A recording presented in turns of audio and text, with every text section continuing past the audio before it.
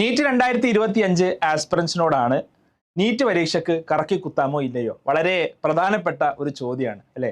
2 വർഷങ്ങൾക്ക് മുമ്പ് ഞാൻ ഇതിനെ സംബന്ധിച്ച് നീറ്റ് 2023 സമയത്ത് ഒരു വീഡിയോ ചെയ്തിരുന്നു. ആ വീഡിയോ ഏകദേശം വൈറലായി പോയിരുന്നു. അതിന് ഒരുപാട് പോസിറ്റീവ് കമന്റ്സും നെഗറ്റീവ് കമന്റ്സ് ഒക്കെ വന്നു. ഇന്ന് ഒരുപാട് സാഹചര്യങ്ങൾ മാറിയിട്ടുണ്ട്. ആ മാറിയ സാഹചര്യങ്ങൾ കണക്കിലെടുത്താണ് ഞാൻ വീണ്ടും ഈ വീഡിയോ ചെയ്യണം എന്ന് വിചാരിച്ചത്. ഓക്കെ, ഈ വീഡിയോയുടെ എൻഡിൽ 2025 നീറ്റ് ആസ്പിറൻസിന് വേണ്ടിയിട്ട് ഞാൻ ഒരു ഗിഫ്റ്റ് നൽകുന്നതാണ്. ആ ഗിഫ്റ്റ് എന്താണ് എന്നുള്ളത് ഞാൻ വീഡിയോയുടെ എൻഡിൽ പറയാം. ഫ്രീ ആയിട്ട് നിങ്ങൾക്ക് നിങ്ങളുടെ പഠനത്തെ ഹെൽപ്പ് ചെയ്യുന്ന ഒരു ഗിഫ്റ്റാണ്. I will tell at the end.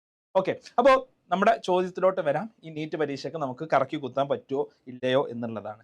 അതിന് ഞാൻ ഒരു കഥ പറഞ്ഞിട്ട് തുടങ്ങാം. ഓക്കെ, 2 സ്റ്റുഡൻസിന്റെ കഥയാണ് ഞാൻ പറയാൻ പോകുന്നത്. ഒന്നാമത്തെ സ്റ്റുഡൻറ് അമീന, രണ്ടാമത്തെ സ്റ്റുഡൻറ് അമൽ. രണ്ടാളും നിങ്ങളെപ്പോലെ നീറ്റ് ആസ്പിറൻസ് ആണ്. രണ്ടാളും നീറ്റ് ആസ്പിറൻസ് ആണ്, പക്ഷേ രണ്ടാളുടെയും ഒരു മെത്തഡോളജി ഡിഫറെൻ്റ് ഉണ്ട്. ഓക്കെ, അപ്പോൾ അമീനയും അമലും നീറ്റ് പരീക്ഷ എഴുതി. ഓക്കെ, നീറ്റ് പരീക്ഷ എഴുതിയിട്ട് അമീന 180 ക്വസ്റ്റ്യൻസ് ആണ് നീറ്റ് പരീക്ഷയ്ക്ക് ഉള്ളത് അല്ലേ?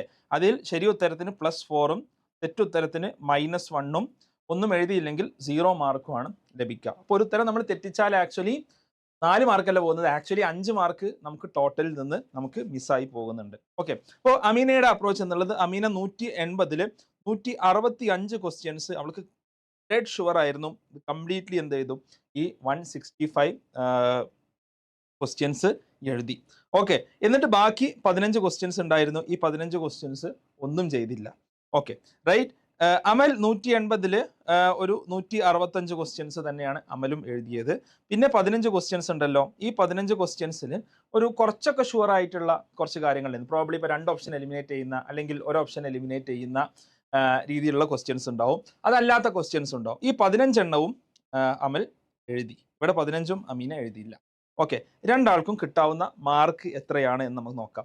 രണ്ടാളും ഈ 165 കംപ്ലീറ്റ്ലി ഷുവർ ആണെന്ന് വിചാരിക്കാം. അങ്ങനെ വരാനുള്ള സാധ്യത കുറവാണ്. എന്നാലും നമുക്ക് വിചാരിക്കാം ഈ 165 കംപ്ലീറ്റ്ലി ഷുവർ ആണെന്ന് വിചാരിക്കാം. അങ്ങനെയാണെങ്കിൽ 165 × 4 റൈറ്റ് എത്രയാണ്? 165 × 4 660 മാർക്സ് ആണ് അമീനയെ സംബന്ധിച്ചിടത്തോളം കിട്ടുക. അമലിനെ സംബന്ധിച്ചിടത്തോളം 165 × 4 660 കിട്ടും. പ്ലസ് ഈ 15 ക്വസ്റ്റ്യൻസ് എഴുതി. ഈ 15 ക്വസ്റ്റ്യൻസിൽ ആക്ച്വലി ഇപ്പോൾ ഒരു 5 ക്വസ്റ്റ്യൻസ് അല്ലെങ്കിൽ ഒരു 6 ക്വസ്റ്റ്യൻസ്, ഈ 15-ൽ 6 ക്വസ്റ്റ്യൻസ് എന്താണ്? 2 ഓപ്ഷൻ എലിമിനേറ്റ് എഴുതിയാന്ന് വിചാരിക്കുക. 2 ഓപ്ഷൻ എലിമിനേറ്റ് ചെയ്ത് ബാക്കി 2 ഓപ്ഷൻ വെച്ച് എഴുതിയത്. ഓക്കെ, അതിൽ ചെറിയ ഗസ് വർക്ക് നടത്തിയിട്ടുണ്ട്. അപ്പോൾ അതിൽ 3 ശരി 3 തെറ്റ് എന്ന് വിചാരിക്കാം. 3 ശരിയും 3 തെറ്റുവാണെങ്കിൽ പോലും എത്ര മാർക്കാണ് കിട്ടുക? 3 × 4 പ്ലസും -3 മൈനസും, അതായത് 12 - 3 9 മാർക്സ് കിട്ടും. അപ്പോൾ +9. ബാക്കി 6 ക്വസ്റ്റ്യൻ, ബാക്കി 9 ക്വസ്റ്റ്യൻ ഉണ്ട്. ഈ 9 ക്വസ്റ്റ്യനെ ഗസ് ചെയ്തതിൽ പ്രോബ്ലി 3 ശരിയായി എന്ന് വിചാരിക്കാം. 3 ശരിയായി. അത് ചിലപ്പോൾ ഒരു ഓപ്ഷൻ എലിമിനേറ്റ് ചെയ്യാനുണ്ടാവും, ഇനി ഒന്നും എലിമിനേറ്റ് ചെയ്യാതെ കംപ്ലീറ്റ്ലി ഗസ് ചെയ്തിട്ടുണ്ടാവും. 3 ശരിയായാൽ 3 × 4 = 12 മൈനസ് ബാക്കി 6 മൈനസ് ചെയ്യണം +6 റൈറ്റ്. അപ്പോൾ 675 മാർക്കാണ് അമലിനെ സംബന്ധിച്ചിടത്തോളം ഇതിൽ ലഭിക്കാം. Right. So Ameena 660 mark score ചെയ്തു, അമൽ 675 മാർക്ക് സ്കോർ ചെയ്തു. രണ്ടാളുടെയും സ്ട്രാറ്റജിയിൽ ഒറ്റ വ്യത്യാസം ഉണ്ടായിരുന്നു. അമീന കംപ്ലീറ്റ്ലി ഫുള്ളി ഷുവർ കാര്യങ്ങൾ മാത്രം എഴുതി, എന്നാൽ അമൽ ഡിഡ് സം ഗസ് വർക്ക്. സ്വാഭാവികമായിട്ട് ഇതിൽ ആർക്ക് MBBS കിട്ടാൻ സാധ്യത ഉള്ളത്? അമലിനാണ് കിട്ടാൻ സാധ്യതയുള്ളത് അല്ലേ? സോ ഇതാണ് എനിക്ക് പറയാനുള്ള ഏറ്റവും സിമ്പിൾ ആയിട്ടുള്ള കാര്യം. നീറ്റ് എന്നുള്ള എക്സാം, നീറ്റ് എക്സാമിൻ്റെ ഇപ്പോഴത്തെ സ്വഭാവം എന്നുള്ളത് ഹൈ സ്കോറിങ് എക്സാമാണ്. ഹൈ സ്കോറിങ് എക്സാമാണ്. ഇവിടെ നമുക്ക് 2 ഗുണങ്ങളാണ് വേണ്ടത്. ഒന്ന് സ്പീഡാണ്, 2 അക്യൂറസിയാണ്.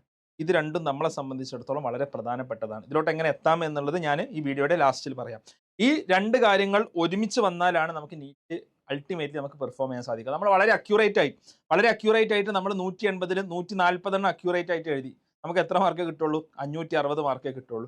കഴിഞ്ഞ തവണത്തെ കേരളത്തിലെ കട്ട് ഓഫ് 670 അല്ലെങ്കിൽ 675+ ആണ് നമുക്കറിയാം. അടുത്ത വർഷം ഇനി ഇതാവോന്നറിയില്ല, but probably we should expect right. ആ ഒരു എക്സ്പെക്ടേഷൻ നമ്മൾ പോവാണ് എന്നുണ്ട് റൈറ്റ്. അപ്പോൾ നമുക്കൊരു 560 മാർക്ക് കിട്ടിയിട്ട് നമ്മൾ എവിടെ എത്താൻ പോകുന്നില്ല അല്ലേ? അപ്പോൾ നമുക്ക് അക്യൂറസി മാത്രം ഉണ്ടായിട്ട് നമുക്ക് പ്രത്യേകിച്ച് കാര്യമില്ല. നമുക്ക് 180-ൽ 140 മാത്രം എഴുതിയിട്ട് കാര്യമില്ലല്ലോ.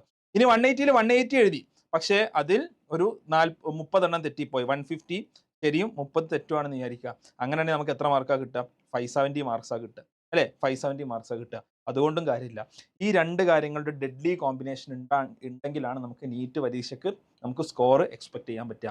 പക്ഷെ നമ്മൾ ഇവിടെ മനസ്സിലാക്കേണ്ട കാര്യം എന്താണെന്ന് വെച്ചാൽ നമ്മൾ നീറ്റ് ഒരു ഹൈ സ്കോറിംഗ് എക്സാം ആയതുകൊണ്ട് തന്നെ അതിൻ്റെ കട്ട് ഓഫ് എത്രയിലോട്ട് വന്നിട്ടുണ്ട്?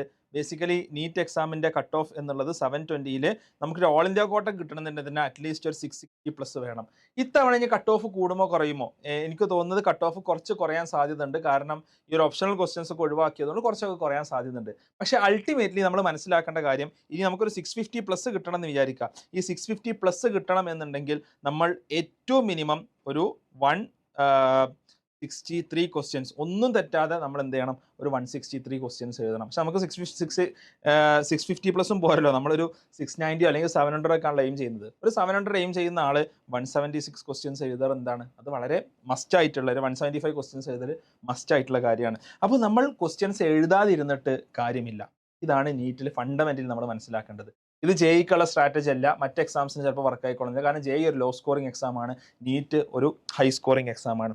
അപ്പോൾ നമ്മൾ പരമാവധി ക്വസ്റ്റ്യൻസ് എഴുതാനാണ് നീറ്റ് പരീക്ഷയിൽ നമ്മൾ ശ്രമിക്കേണ്ടത്. അപ്പോൾ നമുക്ക് ഡെഡ്ലി അറിയുന്ന ഒരു 160 എണ്ണം ഉണ്ടാവും, ബാക്കി 20 എണ്ണം ഉണ്ട്. ആ 20 എണ്ണത്തിൽ ഒരു 10 എണ്ണത്തിൽ 2 ഓപ്ഷൻസ് നമുക്ക് എലിമിനേറ്റ് ചെയ്യാൻ പറ്റും എന്ന് വിചാരിക്കാം, നമ്മൾ നിർബന്ധമായിട്ടും എഴുതാം.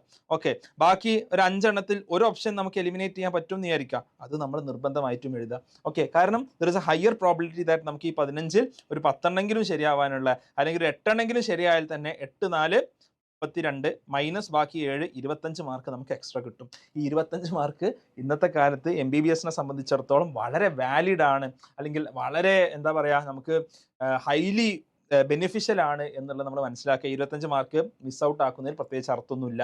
ഇതിൽ തന്നെ ഗസ് ചെയ്യുക എന്നുള്ളത് അപ്പോൾ ഇവിടെ വളരെ പ്രധാനപ്പെട്ടതാണ്. ഗസ്സിങ്ങിൽ നമ്മൾ ശ്രദ്ധിക്കേണ്ട 2-3 കാര്യങ്ങൾ ഞാൻ പറഞ്ഞുതരാം.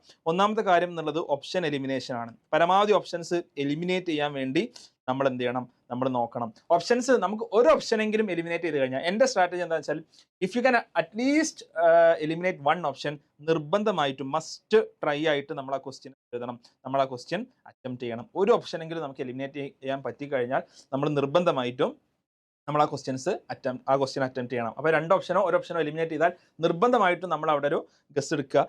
ആ ഗസ് എടുക്കുമ്പോൾ നമ്മൾ ശ്രദ്ധിക്കേണ്ടത് എന്താണെന്ന് വെച്ചാൽ, നമുക്കൊരു യൂണിഫോം സ്ട്രാറ്റജി വേണം. എന്താ യൂണിഫോം സ്ട്രാറ്റജി എന്നുള്ളതുകൊണ്ട് ഞാൻ ഉദ്ദേശിച്ചത്, നമ്മൾ ഗസ് ചെയ്യുകയാണെന്നുണ്ടെങ്കിൽ, ഫോർ എക്സാമ്പിൾ നമ്മുടെ അടുത്തൊരു 5 ക്വസ്റ്റ്യൻ ഉണ്ട്. ഈ 5 ക്വസ്റ്റ്യൻസിൽ നമുക്ക് ഒന്നും അറിയില്ല, we don't know anything about that. നമ്മൾ കംപ്ലീറ്റ്ലി, അപ്പോൾ നമുക്ക് എന്ത് ചെയ്യാം? നമുക്ക് ഒന്നെങ്കിൽ ഗസ് ചെയ്യാം എന്ന് തീരുമാനിക്കാം, അല്ലെങ്കിൽ ഗസ് ചെയ്യേണ്ടെന്ന് തീരുമാനിക്കാം. ഒന്നും അറിയാത്ത ക്വസ്റ്റ്യൻസ് നിർബന്ധമായിട്ടും ഗസ് ചെയ്യണമെന്നൊന്നും ഞാൻ പറയില്ല. പക്ഷേ നീറ്റ് പോലത്തെ ഒരു എക്സാമിൽ ഞാനാണെങ്കിൽ ഗസ് ചെയ്യും, അതാണ് ഞാൻ പറയാം. ഞാനാണെങ്കിൽ ഗസ് ചെയ്യും, എന്തെങ്കിലും രീതിയിലൊരു ഹിന്റ് നമുക്ക് കിട്ടും. കാരണം ഒന്നും നമുക്ക് തീരെ അറിയാത്തതായിട്ടുണ്ടാവില്ലല്ലോ, എന്തെങ്കിലും ഒരു ഹിന്റ് നമ്മൾക്ക് ഉണ്ടാവും, റൈറ്റ്? അപ്പോൾ അതിൽ ഒന്ന് ശരിയായാൽ തന്നെ +4 കിട്ടും, ബാക്കി 4 തെറ്റിയാലും 0 മാർക്ക് ആവുക. അറ്റ്ലീസ്റ്റ് ഒന്നെങ്കിലും ശരിയാക്കാൻ പറ്റുമെന്നുണ്ടെങ്കിൽ ഗസ് ചെയ്യണം എന്ന് ഞാൻ പറയാം. പക്ഷേ ഇതിൽ ഈ 5 എണ്ണത്തിൽ ഒരു 2 എണ്ണം വിൽ ഗസ്, ബാക്കി 3 എണ്ണം വി ഡോണ്ട് ഗസ് എന്നുള്ളത് it doesn't work out like that. ഇതെന്തില്ല, ഇത് റോങ് സ്ട്രാറ്റജിയാണ്. ഓക്കെ, 2 എണ്ണം ഗസ് ചെയ്യുക, 3 എണ്ണം ഗസ് ചെയ്യില്ല. ഗസ് ചെയ്യുകയാണെങ്കിൽ മുഴുവൻ ഗസ് ചെയ്യുക.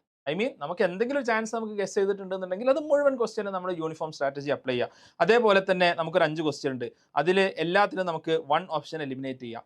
ഇതിൽ നമുക്ക് ഒരു ഉറപ്പുണ്ട് തോന്നുന്ന ഒരു 3 എണ്ണം എഴുതുക, ഇറ്റ്സ് എ റോങ് സ്ട്രാറ്റജി. എഴുതുമ്പോൾ 5 എഴുതുക. കാരണം ആ ചാൻസസ് എന്നുള്ളത് നമുക്ക് എന്ത് ചെയ്യാം? നമുക്ക് ബെറ്റർ ആക്കാൻ സാധിക്കുക നമ്മൾ 5 എഴുതുമ്പോഴാണ്. ഓക്കെ, അപ്പോൾ നമ്മുടെ സ്ട്രാറ്റജി കൊഹറൻ്റ് ആയിരിക്കണം. അല്ലാതെ നമുക്ക് തോന്നുന്ന സ്ട്രാറ്റജി, നമുക്ക് തോന്നുന്ന പോലെ തോന്നുന്ന ക്വസ്റ്റ്യൻസിന് അപ്ലൈ ചെയ്യരുത്.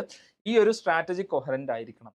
ഓക്കെ, അപ്പോൾ ഇതിനർത്ഥം നമ്മൾ 180 എഴുതിയാൽ നീറ്റ് കിട്ടുന്നതാണോ? അല്ല, ഒരിക്കലല്ല. നേരത്തെ പറഞ്ഞ പോലെ നീറ്റ് എന്താണ്? ഹൈലി കോമ്പറ്റീറ്റീവ് ആണ്. 20-25 ലക്ഷം ആൾക്കാർ ഓരോ വർഷം എഴുതുന്നുണ്ട്.